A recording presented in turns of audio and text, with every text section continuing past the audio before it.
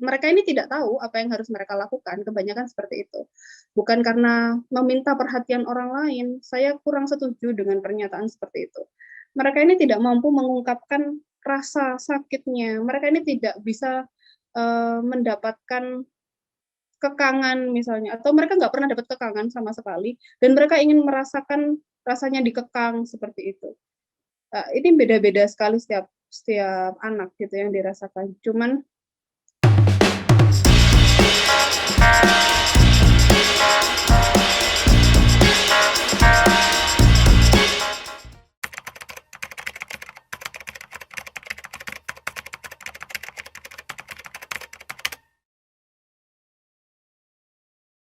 safe environment atau lingkungan yang aman itu perlu kita pastikan itu ada di sekitar anak yang mengalami self harm ini. Jadi, kalau misalnya keluarganya gimana nih gitu, misalnya kayak gitu. Atau mungkin, dia mendapatkan perlakuan buruk misalnya dari keluarga. Itu ada beberapa, apa ya, ada beberapa hal yang bisa kita lakukan. Kita juga minta izin sama anaknya gitu. "Apakah kamu mau saya bantu untuk menyelesaikan masalah keluargamu?" Gitu. Kalau memang mau dibantu, apakah itu harus sampai ke jalur hukum atau tidak, misalnya kalau memang itu sangat mengganggu.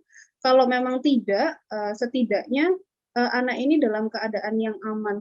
Kalau di, beberapa apa sih, kayak lembaga gitu ya di Surabaya itu untuk perempuan dan anak itu ada, khusus kayak kayak ini Ibu, apa sih namanya, kayak rusunawa gitu yang diperuntukkan khusus bagi mereka yang tidak safe secara lingkungannya, untuk menjauhkan dia dari perbuatan-perbuatan self harm, dan kemudian di dalam situ nanti akan ada psikolog yang membantu, untuk menterapi gitu.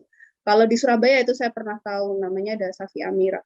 Tapi kalau misalnya selain di Surabaya saya kurang kurang terlalu paham nggih, tapi Bapak Ibu bisa juga melakukan MOU dengan, LP3A, apa, Lembaga Perlindungan Perempuan dan Anak itu, mungkin, bisa apakah itu bentuknya nanti MOU-nya edukasi, ataukah itu, bagaimana caranya membangun lingkungan yang sehat misalnya untuk anak. Jadi, semua bisa mendapatkan edukasi yang tepat untuk tidak memperparah keadaan self harm pada anak gitu. Apalagi kalau pada anak ya, jadi kalau anak tuh kok kok maksud saya mereka ini tidak tahu apa yang harus mereka lakukan, kebanyakan seperti itu.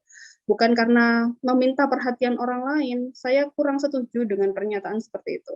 Mereka ini tidak mampu mengungkapkan rasa sakitnya, mereka ini tidak bisa, mendapatkan kekangan misalnya, atau mereka nggak pernah dapat kekangan sama sekali, dan mereka ingin merasakan rasanya dikekang, seperti itu. Ini beda-beda sekali setiap setiap anak gitu yang dirasakan. Cuman tugas kita, sebagai dewasa yang mungkin di sekolah, di lini sekolah maupun di, apa ya, di lingkungan gitu, di tempat tinggal mungkin, kita perlu saling mengingatkan deh untuk membentuk, lingkungan yang sehat itu tadi. Kalau tidak dimulai dari kita mungkin akan lebih sulit ya, Bapak Ibu semuanya.